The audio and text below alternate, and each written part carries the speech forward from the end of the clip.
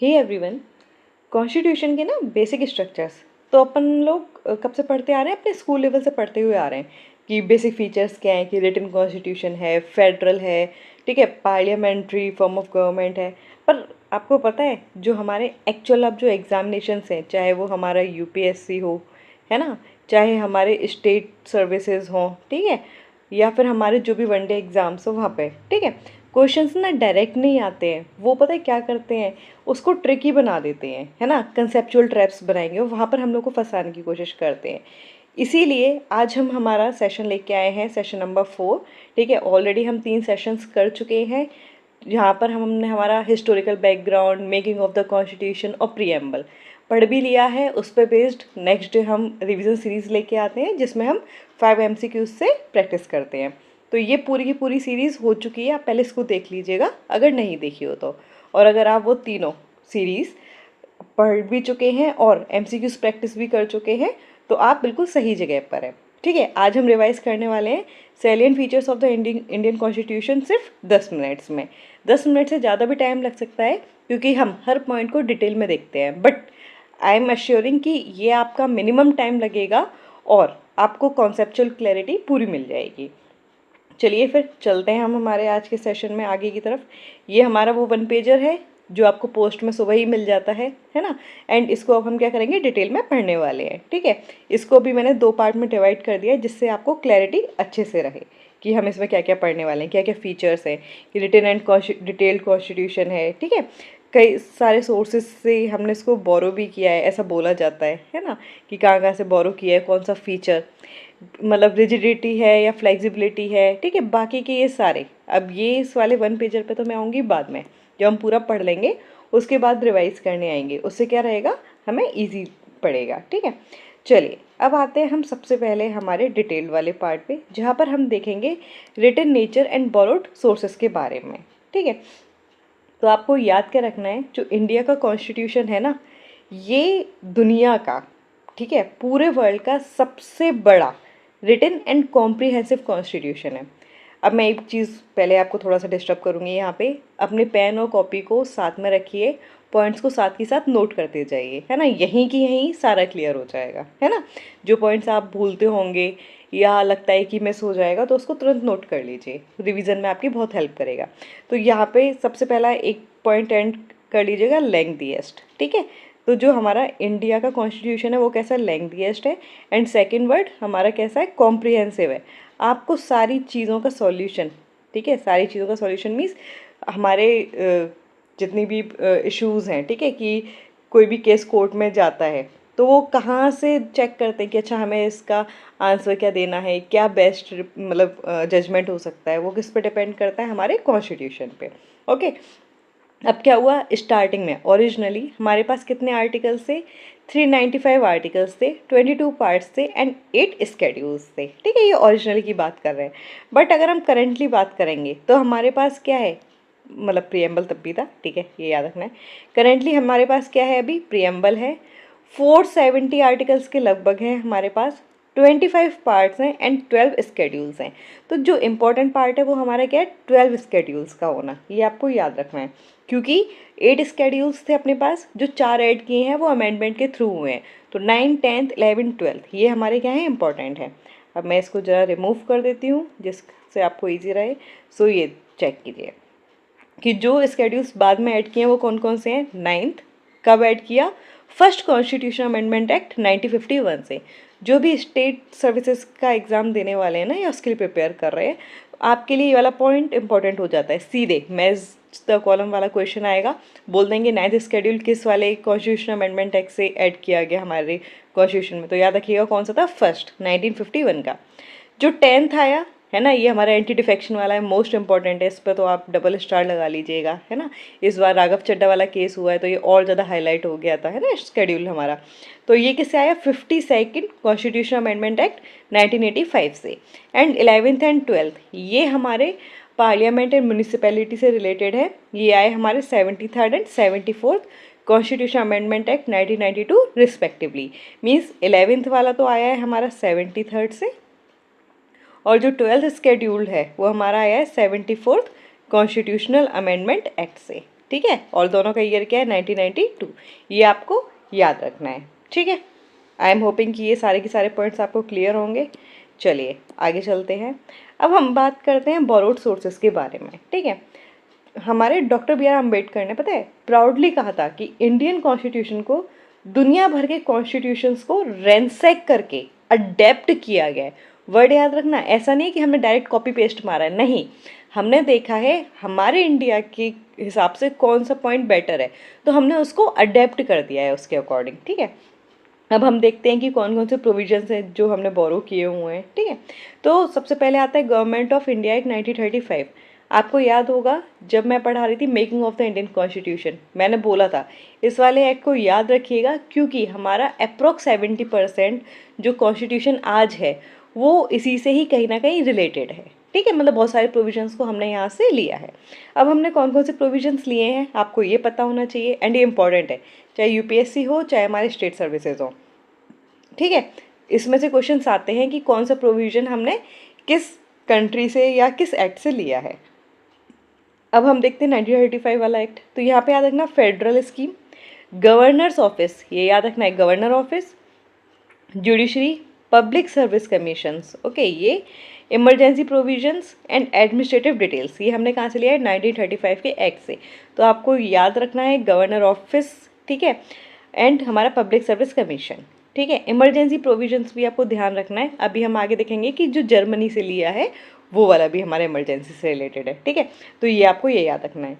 अब बात करते हैं यूके से। ठीक है, तो हमारा पार्लियामेंट्री गवर्नमेंट का system, rule of law, legislative procedure, single citizenship, cabinet system, prerogative rates, ठीक है, पार्लियामेंट्री प्रिविलेजेस एंड बाइकैमरिज्म, ये सब की सब हमने कहाँ से लिया है यूके से।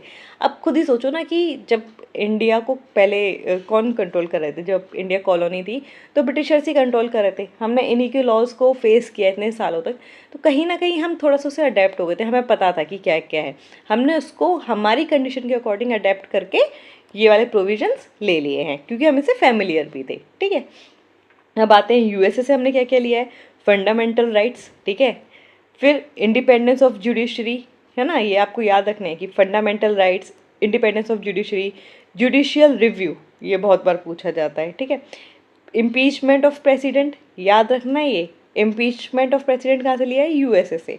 ठीक है, रिमूवल ऑफ जजेस, सुप्रीम कोर्ट के हो या हाई कोर्ट के हो, ठीक है, और वाइस प्रेसिडेंट की पोस्ट, ये हमने कहाँ से लिए, यूएसए से। ये सारे पॉइंट याद होने चाहिए, मैं दोबारा बोल रही हूँ, ध्यान से सुनिए, कॉपी में नोट करते हुए चलिए, एंड बार बार रिवाइज कीजिए, अपने आप याद हो जाएंगे। अब बात करते हैं आयरलैंड की, तो आपको यहाँ पे याद रखना है डीपीएसपीस, ठीक है, सबसे मेन ये होता है। फिर nomination of Rajya Sabha members and method of presidential election, ठीक है, एंड इसको भी आपको क्या करना है, स्टार मार्क कर लेना है। ठीक है, कि चाहे हमारे डीपीएसपीज हो, डीपीएसपीज तो हमें याद रहती है नॉर्मल, जब हम डीपीएसपी पढ़ेंगे ना तो वहीं से देखते हैं कि आयरलैंड है हमारा, ठीक है, जहाँ से हमारा सोर्स है ये। पर ये राज्यसभा के मेंबर्स का नॉमिनेशन और प्रेसिडेंशियल इलेक्शन का जो मेथड है वो भी हमारा कहाँ से लिया गया है, आयरलैंड से। अब बात करते हैं कनाडा से। ठीक है, तो हमने क्या लिया, federation with a strong centre, ठीक है, residuary powers with centre, appointment of state governors by centre और advisory jurisdiction by Supreme Court, ये कहाँ से लिया गया है, कनाडा से। तो यहाँ पे याद रखिएगा एडवाइजरी ज्यूरिडिक्शन वाला प्रोविजन। और यहाँ पे आप देख सकते हो कि फेडरेशन है पर स्ट्रॉन्ग की तरफ टिल्टिंग ज़्यादा हो रही है ना, स्ट्रॉन्ग सेंटर है, तो मीन्स रेजिडोरी पावर्स की भी बात कर रहा होगा, स्टेट गवर्नर्स की बात कर रहा होगा, है ना, क्योंकि वहाँ पे थोड़ी सेंटर की पावर हल्की ज़्यादा होती है, स्ट्रॉन्ग रहता है। अब बात करते हैं ऑस्ट्रेलिया की, तो जो हमारी कॉन्करेंट लिस्ट होती है, हम प्रीवियस क्लासेस में देख चुके हैं ना कि हमारी लिस्ट होती है ना, 7th शेड्यूल में हमारी लिस्ट है, union list, state list and concurrent list. Concurrent list वो वाली लिस्ट है जहाँ पे स्टेट एंड सेंटर दोनों ही लॉज को बना सकते हैं, है ना। ठीक है, और क्या लिया हमने, freedom of trade and commerce, joint sitting of parliament, ये जॉइंट सिटिंग ऑफ पार्लियामेंट तो सीधा पीवाईक्यूज में आपको देखने को मिलेगा किस आर्टिकल के अंडर है, 108 में। ठीक है, एंड मैं एक पॉइंट यहाँ पे बताना चाहूँगी, यूपीपीसीएस की जो मैं क्लासेस ले रही हूँ अभी पीवाईक्यूज की, क्योंकि अभी इन लोगों का एग्ज़ाम दिसंबर में, तो अभी फोकस इन पे है, जहाँ पे मैं पीवाईक्यूज की सीरीज़ लेके आई हूँ। वहाँ पर भी हमने हमारे पीवाईक्यूज में देखा, ये डायरेक्ट क्वेश्चन है, ठीक है, 24 में, कि जॉइंट सिटिंग ऑफ पार्लियामेंट किस आर्टिकल के अंडर है। वहाँ पे शायद स्टेटमेंट ये दिया हुआ है शायद क्या कंफर्म यही है कि जो जॉइंट सिटिंग होती है आर्टिकल 109 के अंडर है, तो नहीं, वो कहाँ पे 108 में है। अगर आपको प्रोविजन भी याद होता तो आपका ये वाला क्वेश्चन सही हो जाता। अब आते हैं जर्मनी पे। ठीक है, तो यहाँ पे याद रखना suspension of fundamental rights during national emergency. ये आपको ये याद रखना है कि जब इमरजेंसी लगेगी, नेशनल इमरजेंसी, तो फंडामेंटल राइट्स क्या होते हैं हमारे, सस्पेंड हो जाते हैं। ये पॉइंट याद रखना है, कंफ्यूज नहीं होना है 1935 के इमरजेंसी प्रोविजन से। ठीक है, चलिए नेक्स्ट आता है यूएसएसआर मीन्स रशिया से हमने क्या लिया, फंडामेंटल ड्यूटीज़ ली हैं। आइडियल्स ऑफ जस्टिस, जस्टिस कौन कौन से थे, सोशल, इकोनॉमिक एंड पॉलिटिकल, जो हमारे प्रियम्बल में मेंशन है।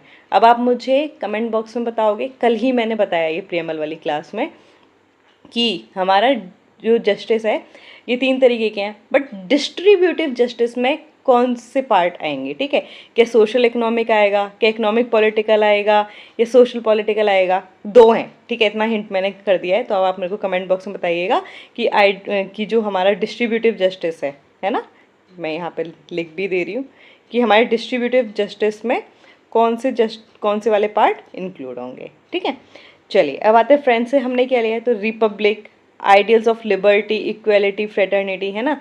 जो हमने जलेव देखा था, तो लिबर्टी, इक्वेलिटी, फ्रेटर्निटी कहाँ से आया था, वही रशियन रिवॉल्यूशन वाली जो चीज़ें चली थी ना, तो वहाँ से जो आइडियल्स निकले थे उन पे बेस्ड था। ठीक है, तो फ्रांस से हमने ये वाले पॉइंट्स लिए हैं। साउथ अफ्रीका से हमने क्या लिया है, कॉन्स्टिट्यूशनल अमेंडमेंट वाला जो प्रोसीजर है वो लिया है, and election of Rajya Sabha members, ये आपको याद रखना है। एंड जापान से हमने क्या लिया है, procedure established by law means article 21। ये सारे पॉइंट्स आप 1-2 बार पढ़ेंगे, वीडियो को 2 बार सुन लीजिएगा, 2 बार ना हो 3 बार सुन लीजिएगा। ठीक है, आपको ये याद हो जाएंगे, 2 से 3 बार अपने आप अपने हाथ से लिख के देख लीजिए। बाकी तो हम हमारे एमसीक्यूज़ की प्रैक्टिस करेंगे ही करेंगे। ठीक है, कल इस पे बेस्ड तो आपको याद हो जाएंगे, और जब हम हमारा वीकली टेस्ट लेंगे तब भी आपको पूरे के पूरे अच्छे से रिवाइज हो जाएंगे। मतलब एक बार में ऐसा नहीं होता कि पूरा का पूरा डाइजेस्ट हो जाएगा, धीरे धीरे बाय प्रैक्टिस आपको ये सारी चीज़ें टिप्स पर आ जाएंगी। ठीक है, चलिए अब आगे आते हैं, है ना। अब एक ना बहुत इम्पोर्टेंट वो आता है।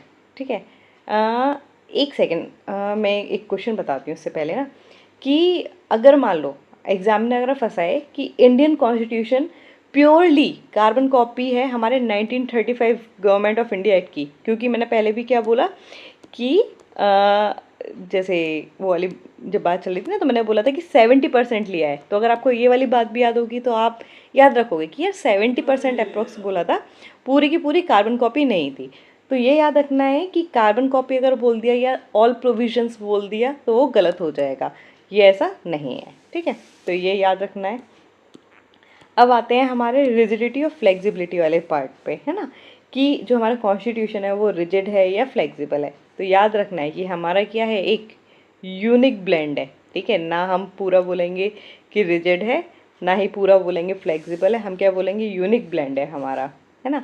अब हमारे यहाँ अमेंडमेंट हो सकता है, ठीक है, इसलिए हम क्या बोल रहे हैं कि हमारा क्या है, फ्लेक्सिबिलिटी है।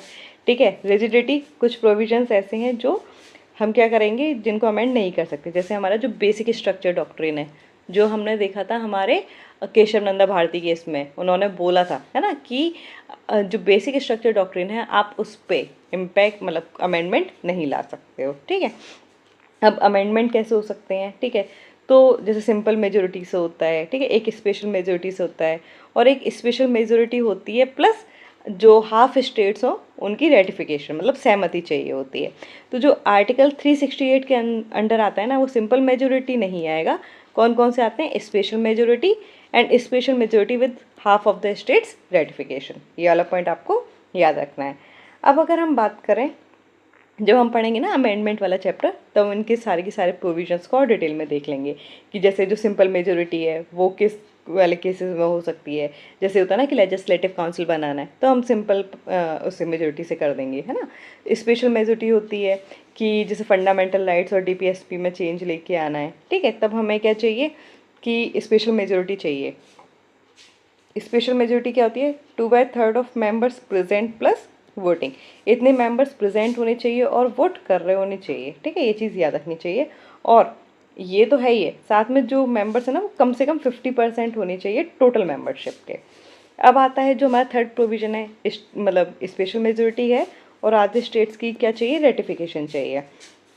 अब हम देख लेते हैं क्वाजी फेडरल मतलब ये क्या है कि इसका मतलब है कि फेडरल और यूनिटरी दोनों प्रोविजंस हैं, जैसे हमने बोला यूनिक ब्लेंड है, ऐसे ही हमारे पास आ जाएगा कि हमारा क्या है, क्वाज़ी फेडरल है, जहाँ पे फेडरल और यूनिटरी दोनों फीचर्स हमें देखने को मिलते हैं। ठीक है, ये वाला पॉइंट आपको याद रखना है।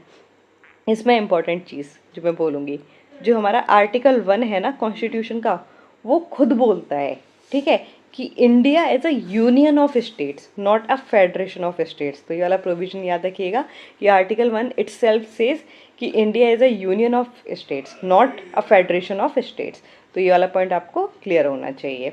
ठीक है, अब हमारे पास फेडरल प्रोविजन क्या क्या है, तो यहाँ से भी सीधा क्वेश्चन बनता है। ठीक है, आपको 6-7 प्रोविजन दे देंगे, पूछेंगे कि कौन सा यूनिटरी का है या कौन सा फेडरल का है, ठीक है, या इनकरेक्ट वाले में पूछ लेंगे। तो इसमें क्लैरिटी होनी चाहिए, बहुत लोगों के यहाँ पे आंसर्स गलत हो जाते हैं, वो कई बार कंफ्यूज हो जाते हैं। ठीक है, तो फेडरल फीचर्स में हमारे पास क्या क्या आता है, dual polity, written constitution, division of powers, ठीक है, supremacy of constitution, rigidity of constitution, है ना, इंडिपेंडेंट जुडिशरी, ये फंसाते हैं हमें कि रिजिडिटी, इंडिपेंडेंट जुडिशरी और बाइकैमरलिज्म। ठीक है, तो ये क्या है, फेडरल फीचर्स है।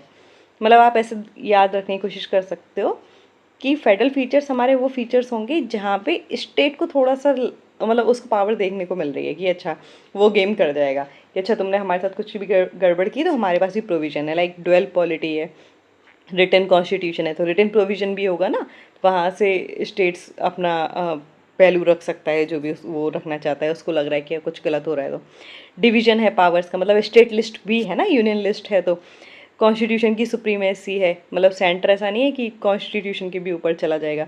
रिजिडिटी है कॉन्स्टिट्यूशन की, ऐसा नहीं कि यूनियन क्या करे, क्योंकि अमेंड करने की पावर सिर्फ और सिर्फ पार्लियामेंट के पास है, तो पार्लियामेंट मतलब सेंट्रल गवर्नमेंट, तो ऐसा ना हो कि जो हमारी सेंटर है ना, हमारा जो यूनियन है वो कुछ भी चेंज कर दे, तो मीन्स रिजिडिटी भी चाहिए।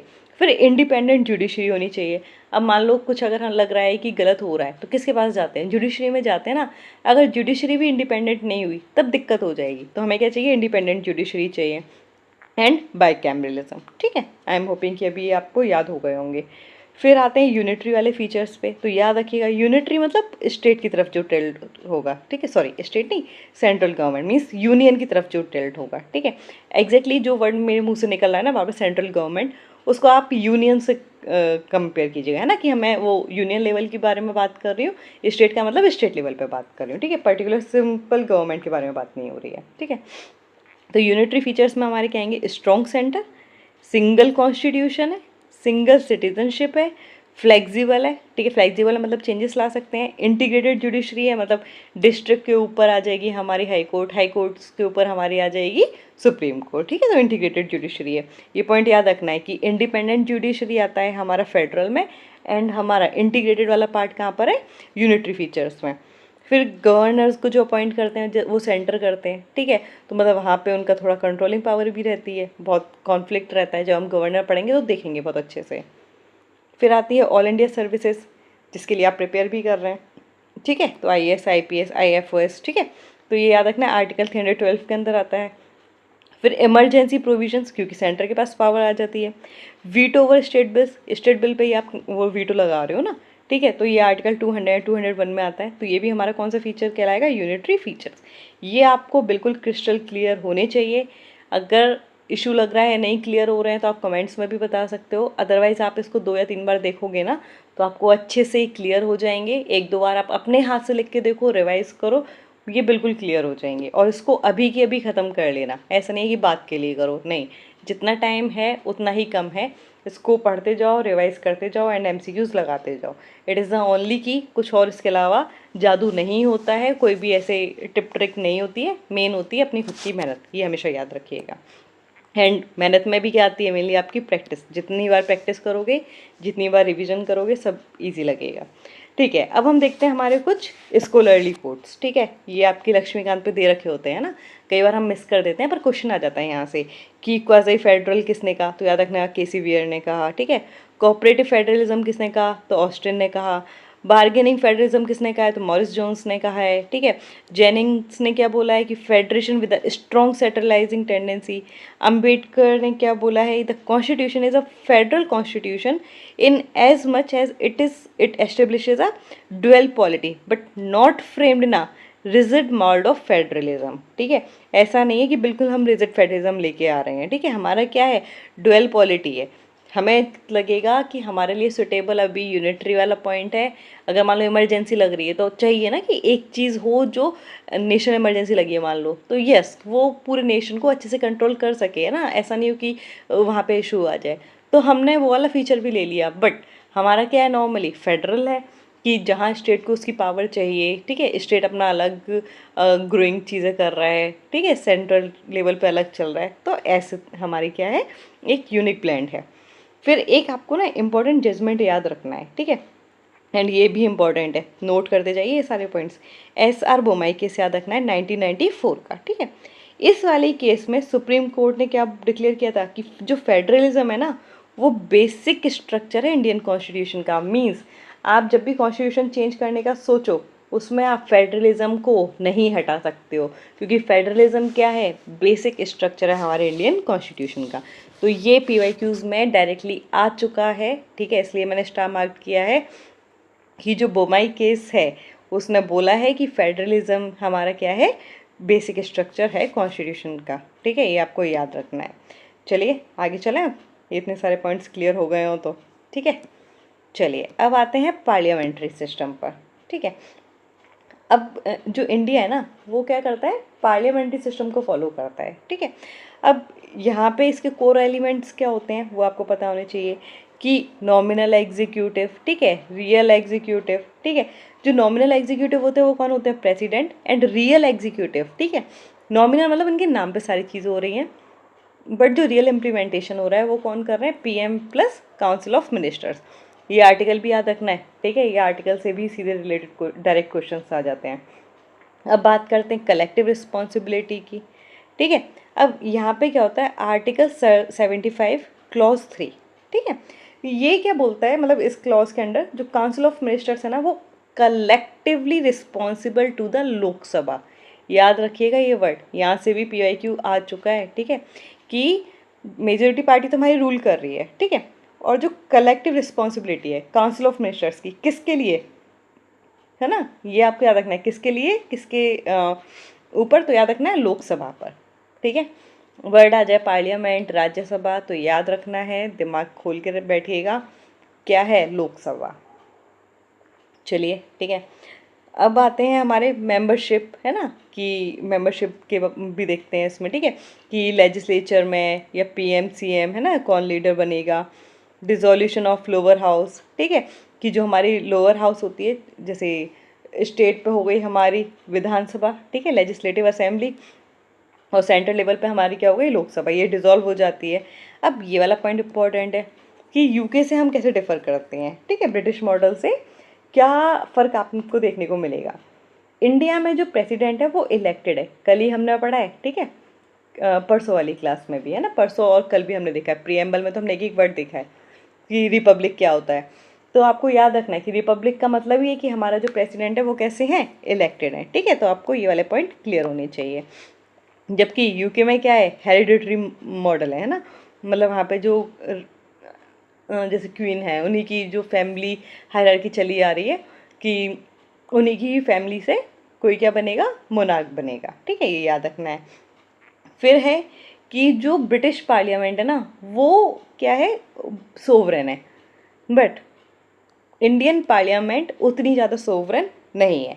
हमारी पार्लियामेंट किसके अंडर में है, मतलब कौन उसको कंट्रोल कर सकता है, तो याद रखना, कॉन्स्टिट्यूशन ऑफ इंडिया।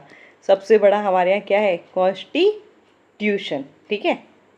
यही सेकंड स्पेलिंग गलत कर दी ना मैंने, वेट सही से लिखती हूँ, ठीक है। तो हमारे यहाँ सबसे ऊपर क्या है, कॉन्स्टिट्यूशन, है ना। और मतलब हमारे लिए अगर हम बोलेंगे हमारे लिए सोवरेन क्या है, कॉन्स्टिट्यूशन, बट वहाँ पे UK में सोवरेन क्या है, मतलब जो ब्रिटिश पार्लियामेंट है वो क्या है, एक सोवरेन बॉडी है, ठीक है। ये मतलब किसी के अंडर में नहीं है, वो जो चाहेगी पार्लियामेंट वही होगा, बस सिंपल वर्ड्स में अगर देखा तो, है ना। चलिए आगे चलते हैं। अब कॉन्स्टिट्यूशनल ट्राइड देखते हैं। ट्राइड का मतलब 3 चीज़ें है ना, ये बहुत इंपॉर्टेंट पार्ट है हमारे कॉन्स्टिट्यूशन के। एक है हमारे फंडामेंटल राइट्स, दूसरे हमारे DPSPs, और ये हमारे फंडामेंटल ड्यूटीज़। और अगर मैं सिंपल बोलूँ ना, ये ही आपके वो पार्ट हैं जहाँ से आपके एग्जाम में क्वेश्चंस आते हैं। अगर ये आपको आ गए मीन्स आपके पेपर के सारे क्वेश्चंस निकल गए ऑलमोस्ट 85 से 90%। अब सोच लो ये कितना इंपॉर्टेंट पार्ट है, ठीक है, इसलिए इसको कॉन्स्टिट्यूशनल ट्राइट बोला गया है। अब याद रखना है, यहाँ पे बहुत सारे पॉइंट्स क्लियर कर लेंगे हम। सबसे पहली चीज़, फंडामेंटल राइट्स कहाँ पर हैं हमारे कॉन्स्टिट्यूशन में, पार्ट 3 में है, आर्टिकल 20 टू 35 के अंडर आते हैं। अब ये याद रखना, जो फंडामेंटल राइट्स हैं ये क्या है, जस्टिसेबल हैं, ठीक है। आपको एक वर्ड याद आना चाहिए अब, ठीक है, कि कल हमने जब प्रियम्बल पढ़ा तो मैंने क्या बोला, प्रियम्बल इज़ नॉन जस्टिसेबल, ठीक है, ये चीज़ आपको याद होगी। मीन्स कि आप सीधे कोर्ट में नहीं जाओगे कि अच्छा प्रियम्बल की ये वैल्यू हमें लग रहा है कि इम्प्लीमेंट नहीं हो रही है तो मतलब ये करवानी ही पड़ेगी आपको, ठीक है, तो वो नॉन जस्टिसेबल, आप डायरेक्टली कोर्ट में से नहीं जा सकते हो कि इसको एनफोर्स करो। बट फंडामेंटल राइट अगर आपको लग रहा है वायलेट हो रहा है, आप उसके लिए सीधे इवन सुप्रीम कोर्ट में भी जा सकते हो। मतलब एक तो नॉर्मल होता है कि जो हम बोलते हैं ना कॉमन सेंस वाली चीज़ से, कि आपको पहले हाई कोर्ट में जाना चाहिए, बट डायरेक्टली भी सुप्रीम कोर्ट में जाया जा सकता है रिट्स को एनफोर्स करवाने के लिए। सुप्रीम कोर्ट करती है अंडर आर्टिकल 32 और हाई कोर्ट करती है अंडर आर्टिकल 226, ठीक है, ये याद रखने हैं, ठीक है। गारंटीड लिबर्टी है, बट ऐसा नहीं है कि एब्सोल्यूट लिबर्टी है, क्या है, रीजनेबल रेस्ट्रिक्शंस है, याद हो जाने चाहिए अभी तक ये, ठीक है, हम पढ़ चुके हैं 19 क्लॉज 1 एंड 19 क्लॉज 2, ठीक है। बताइएगा मुझे क्या है ये, तो क्या है, हमें फ्रीडम के बारे में लिबर्टी मिल रही है, ठीक है, एक्सप्रेशन की, बट 19 क्लॉज 2 हमें क्या बोलता है कि हमारे ऊपर रेस्ट्रिक्शंस हैं, ये याद रखने हैं। रेस्ट्रिक्शंस भी कौन से, रीजनेबल रेस्ट्रिक्शंस, ऐसी नहीं है कि जो भी मर्जी आएगी वो हमारे ऊपर लगा दिए जाएंगे, नहीं, रीजनेबल रेस्ट्रिक्शंस लगेंगे। क्लियर, ठीक है। चलिए अब आते हैं हमारे, एक सेकेंड इसको मैं रिमूव कर दूँ, ठीक है। अब यहाँ पे आपको एक पॉइंट जो याद रखना है, ठीक है, फंडामेंटल राइट्स को सस्पेंड नहीं किया जा सकता except only during national emergency, ठीक है। और नेशनल इमरजेंसी में भी याद रखना कि जो हमारे 20 एंड 21 है ना, ये मतलब सिंपल वर्ड में बोलें तो आर्टिकल 20 और 21 नेशनल इमरजेंसी में भी सस्पेंड नहीं होते हैं, ये पॉइंट याद रखना है। कई लोग क्लियर हो कन्फ्यूज़ हो जाते हैं इसमें, बट आप याद रखिएगा कि नेशनल इमरजेंसी में हम क्या करते हैं, सस्पेंड कर देते हैं हमारे फंडामेंटल राइट्स को, ठीक है। बट 20 और 21 जो आर्टिकल है ये तब भी सस्पेंड नहीं होता है। एंड ये वाला जो प्रोविज़न था ना, ये हमारा एक कॉन्स्टिट्यूशनल अमेंडमेंट एक्ट से लाया गया था, इसको आप नोट कर लीजिएगा। कौन सा अमेंडमेंट एक्ट था, 44th constitutional amendment act of 1978, ठीक है, इसको आपको याद रखना है, नोट कर लीजिएगा, ओके। चलिए अब आते हैं हमारे directive principles of state policy means DPSPs पर। ये कहाँ पर है, पार्ट 4 में, ठीक है। फंडामेंटल राइट्स के बाद ये तो याद रखना 36 से 51 तक है। ये कैसी है, नॉन जस्टिसिएबल, मीन्स क्योंकि जो डीपीएसपीस है ना वो आपकी सोशल एंड इकोनॉमिकल जस्टिस आपको दिलाना चाहती है, ठीक है। तो उस टाइम पे ओरिजिनली हमारे पास क्या था, मतलब उतनी ज़्यादा जब इंडिया को फ्रीडम मिला तो उतने ज़्यादा हमारे पास रिसोर्सेज नहीं थे ना कि हम सारी चीज़ों को मतलब बिल्कुल ही फंडामेंटली प्रोवाइड करवा पाएंगे, ठीक है। हम चाहते हैं, डीपीएसपीस क्या है, हमारे ऑब्जेक्टिव है, हम चाहते हैं जितनी भी गवर्नमेंट है ना उनकी जितने भी जो पॉलिसीज़ निकालते हैं, ठीक है, जो मोमेंटो निकालते हैं उनका, तो उसमें ये सारे पॉइंट्स होते ही होते हैं, मतलब वो कभी भी डीपीएसपीस को इग्नोर नहीं कर सकते हैं, ठीक है। तो ये क्या है, इम्प्लीमेंट करना चाहते हैं, करना भी चाहिए, बट ऐसा नहीं है कि हम इसको लेके सीधे कोर्ट में चले जाएंगे। तो कैसा है, नॉन जस्टिसिएबल है, ये वर्ड याद रखना है।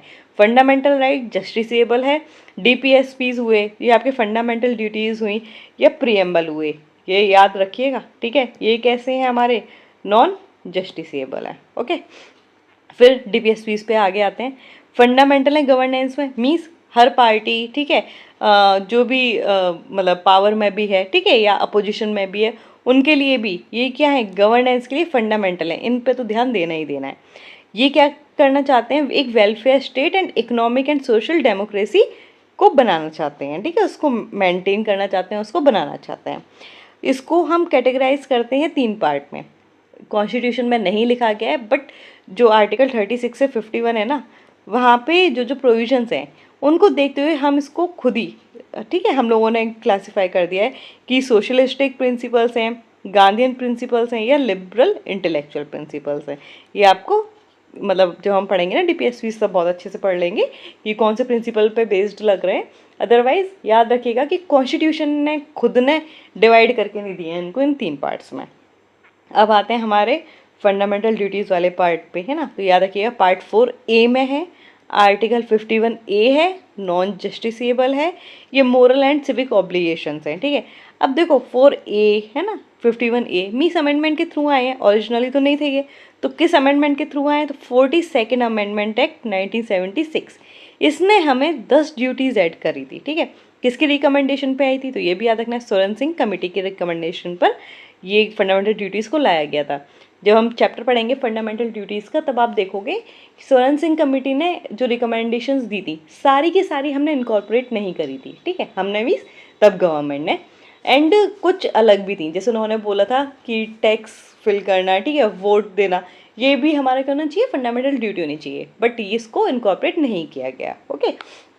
तो ये याद रखना है, और उन्होंने 10 को इनकॉर्पोरेट किया था। उसके बाद यस है ना, याद रखना है, उसके बाद भी एक फंडामेंटल ड्यूटी को और ऐड किया गया है। किस अमेंडमेंट एक्ट से? 86 amendment act, 86 constitution amendment act 2002 का, ठीक है। इसने क्या किया? 11th ड्यूटी, फंडामेंटल ड्यूटी को ऐड किया है, ठीक है। वो किससे रिलेटेड है?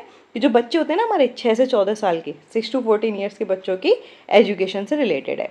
मैं इसको एक बार ये हटा देती हूँ, ठीक है, जिससे आपको क्लियरली दिखेंगे सारे पॉइंट्स कि 86 कॉन्स्टिट्यूशन अमेंडमेंट एक्ट से ऐड की है 11 ड्यूटी, किससे रिलेटेड है? 6 से 14 साल के बच्चों को क्या दे रहा है? एजुकेशन, ठीक है। ये आपको याद रखना है। चलिए आगे चलते हैं। थोड़ी सी बड़ी हो रही है वीडियो, पर आपको समझ में आ रहा होगा कि हम एक एक वर्ड को अच्छे से देख रहे हैं, ठीक है। तो बड़ी और छोटी वीडियो को मत देखिएगा, बट जब हम रिवाइज करने आएंगे ना, अभी जब हम 1 पेजर पर जाएंगे, तो देखना कितनी जल्दी रिवाइज हो जाएगा, क्योंकि आपको एक एक वर्ड पर फोकस किया जा रहा है, ठीक है। चलिए अब हम देखते हैं हमारे जुडिशरी वाले पॉइंट पे आके ना। यूएस में फेडरल और स्टेट के लिए ड्वेल जुडिशरी होती है। यस, यूएस में फेडरल लॉज अलग होते हैं, स्टेट लॉज अलग होते हैं, ठीक है। तो ड्वेल जुडिशरी होती है, लेकिन इंडिया ने क्या किया? इंटीग्रेटेड एंड इंडिपेंडेंट जुडिशरी अपनाई हुई है। यस, कि जैसे डिस्ट्रिक्ट कोर्ट हो गए, ठीक है, हाई कोर्ट्स हो गई, फिर हमारी सुप्रीम कोर्ट हो गई, ठीक है, ऐसे है। और इंडिपेंडेंट है कि इन्फ्लुएंस नहीं है हमारा, जो हमारे एग्जीक्यूटिव का ऐसा नहीं है कि ये कंट्रोल करेंगे हमारे जुडिशरी को, ठीक है, लेजिस्लेटिव जुडिशरी पे इम्पैक्ट डालें, ऐसा नहीं है। जुडिशरी हमारी इंडिपेंडेंट है। प्रोविजंस हुए हैं कई सारे कि ना, जैसे हमने उनकी जो अपॉइंटमेंट सिस्टम है वो ऐसा रखा है कि वो इंडिपेंडेंट ही रहे, ठीक है, कि एक उनका इन्फ्लुएंस ना पड़े। तो ये याद रखना है, ठीक है। फिर आता है कॉन्स्टिट्यूशनल सुप्रीमेसी, ठीक है। ये क्या है? अभी जैसे अभी स्टार्टिंग में देखा कि यूके में क्या है कि सोवरेन पार्लियामेंट है, उसका जो मन करेगा, ठीक है, वो वही कर लेगी। बट इंडिया में ऐसा नहीं है, पार्लियामेंट की उतनी मर्जी नहीं चलेगी। कौन लिमिट करता है? हमारा constitution. It means constitutional supremacy है। आई एम होपिंग कि ये वाला पॉइंट आपको समझ में आ गया होगा, ठीक है। अब आते हैं जुडिशियल रिव्यू वाले पार्ट पे, ठीक है, कि जुडिशियल रिव्यू क्या है, बेसिक स्ट्रक्चर क्या है। तो इंडिया में देखो, अभी हमने क्या देखा? कॉन्स्टिट्यूशन सुप्रीम है, पार्लियामेंट या एग्जीक्यूटिव का कोई भी लॉ, है ना, क्या बोला मैंने? पार्लियामेंट मीन्स लेजिस्लेटिव, और एग्जीक्यूटिव्स का कोई भी लॉ, ठीक है, अगर कॉन्स्टिट्यूशन के किसी भी फीचर को वायोलेट करेगा तो कोर्ट यूज़ करती है जुडिशियल रिव्यू। मतलब जुडिशरी क्या कर रही है? रिव्यू कर रही है, ठीक है। याद रखिएगा कौन कौन से आर्टिकल हैं वही। एक तो आर्टिकल 13 है हमारा, एक आर्टिकल 32, एक आर्टिकल 226, ठीक है, ये वाला आर्टिकल, ये हाई कोर्ट का है, ये हमारा सुप्रीम कोर्ट का है, एंड ये डेफिनेशन बताता है, इसलिए, है ना। तो जुडिशियल रिव्यू के बारे में वहाँ पे मेंशन है। अब वो क्या कर सकती है? अगर हमारी जुडिशरी को लगा कि चाहे लेजिस्लेटिव हो चाहे एग्जीक्यूटिव हो, अगर कोई भी इन्होंने ऐसा प्रोविज़न बनाया है या ये एग्जीक्यूट कर रहे हैं जो कॉन्स्टिट्यूशन की वैल्यू के अगेंस्ट जा रहा है, तो उसको नल एंड वाइड डिक्लेयर कर देते हैं, मीन्स वो कैंसिल हो जाएगा। आई एम होपिंग कि आपको क्लियर हुआ होगा ये वाला पॉइंट, ठीक है। तो कोर्ट क्या करता है? वैलिडिटी क्या है लॉ की, उसको कंफर्म करता है, ठीक है, रिव्यू करेगा।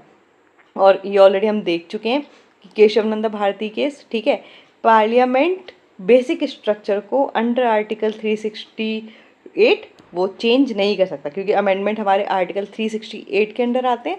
तो पार्लियामेंट अमेंडमेंट तो कर सकता है, बट बेसिक स्ट्रक्चर डॉक्ट्रिन को मतलब छेड़ नहीं सकता, ये याद रखना है, ठीक है। एंड ये वाला केस तो हमारा आया, एंड फिर हमने देखा भी था कि जो मिनर्वा मिल्स केस था, ठीक है, मिनर्वा मिल्स केस, ये हमारा 1980 का है, ठीक है।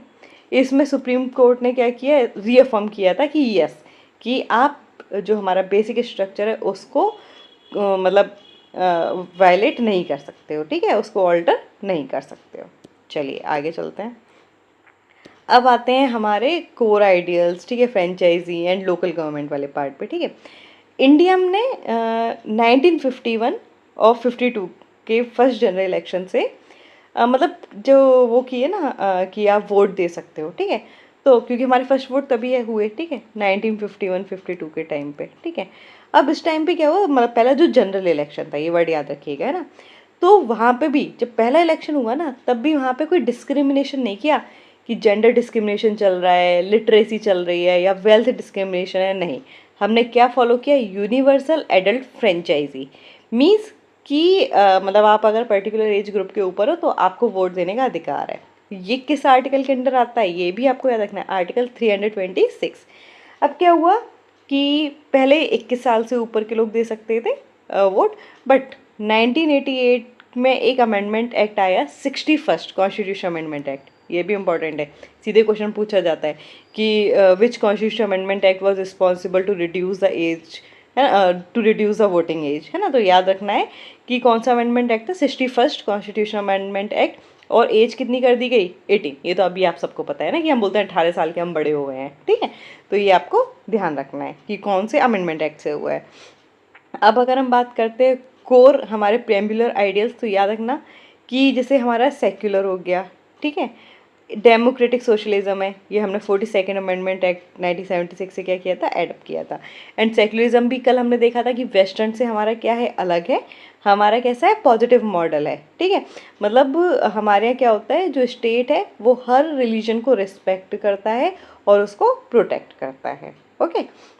और सोशलिज्म की बात करेंगे तो याद रखिएगा कि हमारा जो सोशलिज्म कैसा है, मिक्स्ड इकोनॉमी वाल में फेथ रखता है। कल देखे हमने ये पॉइंट, इसलिए मैं उस पर ज़्यादा उतना फोकस नहीं कर रही हूँ ना, कि बस एक ऊपर से रिवाइज करवाती जा रही हूँ ना, कि सोशलिज्म हमारा कैसा है कि मिक्स्ड इकोनॉमी में यकीन रखता है, जो मार्क्सिज्म प्लस गांधी जो फिलॉसफी है, दोनों को ब्लेंड करता है, बट किसकी तरफ झुका हुआ है ना, ज़्यादा लीन ऑन किसकी साइड है, गांधीयन सोशलिज्म पे, ठीक है।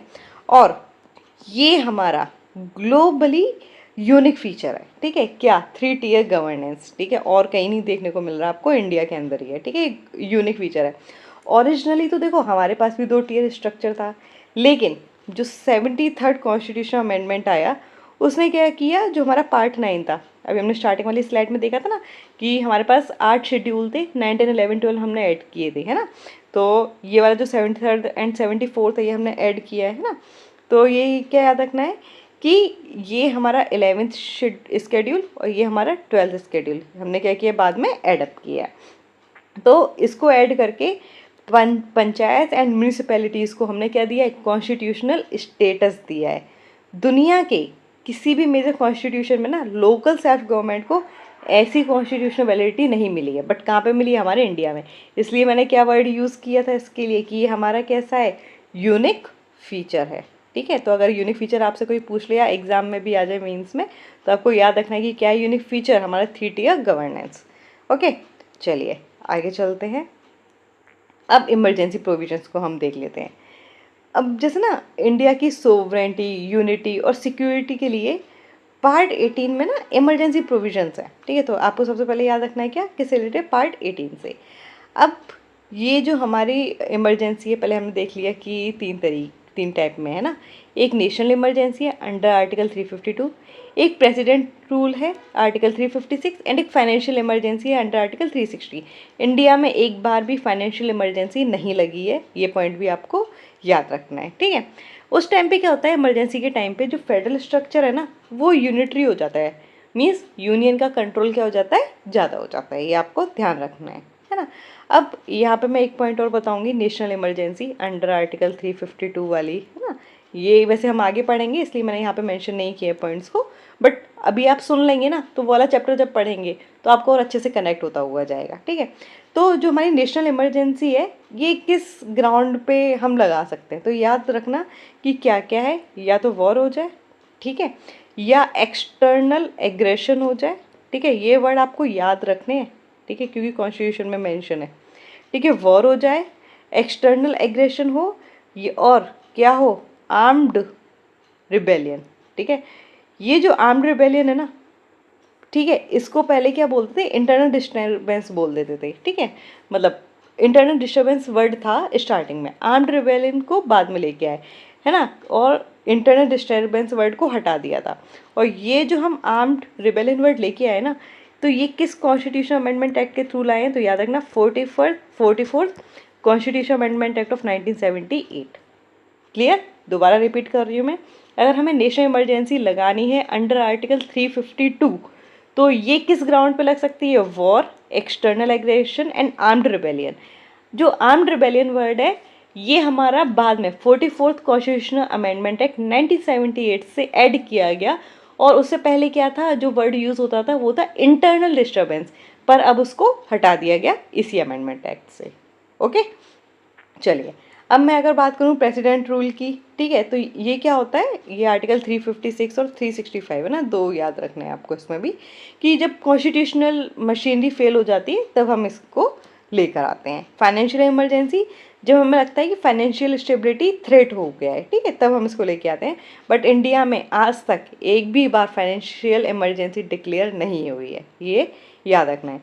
इमरजेंसी लगते ही ना, बिना किसी कॉन्स्टिट्यूशन अमेंडमेंट के जितने भी फेडरल स्ट्रक्चर्स हैं वो ऑटोमेटिकली क्या हो जाते हैं, यूनिटरी हो जाते हैं। ये पॉइंट्स याद रखिएगा।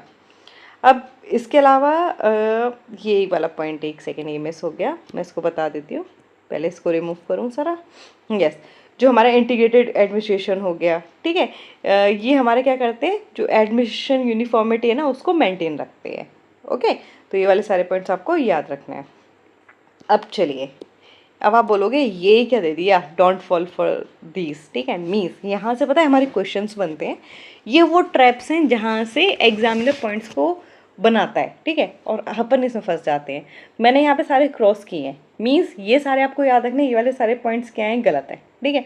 क्या इंडिया प्योरली फेडरल या प्योरली यूनिटरी है, नहीं है भाई, हमारा क्या है, हमारा तो यूनिक है ना, मिक्सअप है, ठीक है, याद रखना है। क्या सारे के सारे अमेंडमेंट्स को स्टेट रेटिफिकेशन चाहिए, नहीं, अभी देखा सिंपल मेजोरिटी से भी अमेंडमेंट आ रहा है, स्पेशल मेजोरिटी से भी आ रहा है, और special majority with state ratification है, वो भी कितने, सिर्फ 1/2 ऑफ द स्टेट्स। एंड जब आप आगे पढ़ोगे ना तो देखोगे कि 1/2 ऑफ द स्टेट्स ने अगर बोल दिया तो ठीक है, बट अगर मान लो बाद में किसी स्टेट ने बोल दिया कि नहीं ऐसा नहीं है, तो उसके लिए कोई प्रोविज़न नहीं है, और कुछ टाइमिंग वगैरह भी सेट नहीं है, ठीक है, तो ये वाली चीज़ है। क्या DPSPs एनफोर्सेबल है, मीन्स वही, क्या ये जस्टिसेबल है, नहीं है भाई, कितनी बार बोले हैं, ना प्रियम्बल है, ना ही हमारा DPSPs है, ना ही हमारी फंडामेंटल ड्यूटीज़ है, सिर्फ हमारे फंडामेंटल राइट्स क्या हैं, जस्टिसेबल हैं। फंडामेंटल ड्यूटीज़ ओरिजिनल कॉन्स्टिट्यूशन में थी, नहीं थी ना, सोरेन सिंह कमेटी आई, ठीक है, 42nd हमारा कॉन्स्टिट्यूशन अमेंडमेंट एक्ट आया, वो पढ़ा है हमने 1976 में, तो आपको ये याद रखना है। राइट टू वोट क्या एक फंडामेंटल राइट है, नहीं है, कौन सा है, कॉन्स्टिट्यूशनल और स्टैट्यूटरी है, ठीक है। ये वाला जो क्वेश्चन है ना, ये यूपीएससी में ही 2 बार आ चुका है कि राइट टू वोट हमारा कैसा राइट है। ओके, क्या parliament basic structure of constitution को अमेंड कर सकता है, अरे भाई बिल्कुल नहीं कर सकता, केशव नंदा भारती केस सोते सोते में भी याद होना चाहिए आपको, ठीक है। तो ये वाले सारे पॉइंट्स आपको पता होने चाहिए कि इन ट्रैप में तो आपको नहीं फंसना है। ओके, तो आई एम होपिंग कि ये सारे आपको पॉइंट्स अच्छे से क्लियर होंगे, पूरे लेक्चर को ढंग से सुना होगा, क्योंकि बहुत ही इंपॉर्टेंट लेक्चर्स हैं ये, पॉलिटी वाले क्वेश्चंस तो आते ही आते हैं, और यहाँ पे अगर आपने कॉन्सेप्ट मिस कर दिया या थोड़ा सा भी रिवीजन मिस कर दिया तो बहुत दिक्कत आ जाती है। चलिए, आई एम होपिंग कि आपने पूरे लेक्चर को अच्छे से सुना होगा, समझा होगा, अपने नोट्स भी बनाए होंगे। चलिए, तो फिर ना पूरा हमने इतना एग्जॉस्टिवली कवर किया है, अब इसको ना एक MCQ के थ्रू टेस्ट करते हैं, ठीक है, ये अब भी देख लेते हैं कि कितना अच्छे से सुना है, ठीक है। चलिए, तो क्या कह रहा है हमारा क्वेश्चन, आराम से पढ़िए। Consider the following statements regarding the features and nature of the Indian constitution, वही सैलिएंट फीचर्स के बारे में बात कर रहे हैं, अभी ही पढ़ा है, ठीक है, पूरा का पूरा चैप्टर, और इस पर बेस्ड जो 5 MCQs है वो हम कल प्रैक्टिस करेंगे, ठीक है। तो अभी मैंने पढ़ा दिया है, आप अच्छे से पढ़िए, रिवाइज कीजिए, एंड कल इसी चैप्टर पे बेस्ड 5 MCQs का क्या होगा, आपका टेस्ट होगा, ठीक है। मतलब हम एक्सप्लेनेशन के साथ अब डिस्कस कर रहे हैं, पहले क्वेश्चन मैं आपके लिए देती हूँ, देन फिर हम एक्सप्लेनेशन देख रहे हैं उसका, ठीक है। तो अच्छे से पढ़ लीजिएगा, एंड कल जो हमारी मिनी क्विज चलती है पॉलिटी की उसको भी ज्वाइन कर लीजिएगा। ओके, तो पहला स्टेटमेंट क्या कह रहा है? The Indian constitution establishes a dual judicial system to enforce both parliamentary and state laws independently. क्या ड्वेल जुडिशियल सिस्टम इंडिया में है? सोचिए दिमाग से। ये वाली लाइन सीधे सीधे बोली अभी मैंने, है ना। चलो कि पॉइंट 2 पर आते हैं। स्टेटमेंट 2 क्या कह रहा है? Every constitution amendment act under article 368 require ratifications by at least half of the state legislatures before coming into force. अभी ट्रैप में बताइए ये वाली लाइन, ठीक है, फिर से पता होनी चाहिए। फिर आते हैं next point, point number 3। The power of judicial review in India is an essential feature of the basic structure of the constitution. क्या जुडिशियल रिव्यू एक एसेंशियल फीचर है हमारे बेसिक स्ट्रक्चर ऑफ, मतलब कॉन्स्टिट्यूशन का बेसिक स्ट्रक्चर है। Fourth statement क्या बोल रहा है? The right to vote in parliamentary elections is a constitutional right under article 326 but not a fundamental right. अभी ही सारे पॉइंट्स बताए हैं, ठीक है। मैं ये रिमूव कर देती हूँ जिससे आपको सारे पॉइंट्स अच्छे से दिख जाएं, ठीक है। आपका जो भी आंसर हो कमेंट बॉक्स में बताइएगा, बहुत ही इजी क्वेश्चन है, ठीक है। एंड आई एम होपिंग कि कुछ भी आपको डाउट नहीं रहा होगा, पूरा अच्छे से हमने पूरा कवर किया है, पूरा कॉम्प्रिहेंसिव तरीके से, कि एक भी पॉइंट अपना ना छूटे, ठीक है।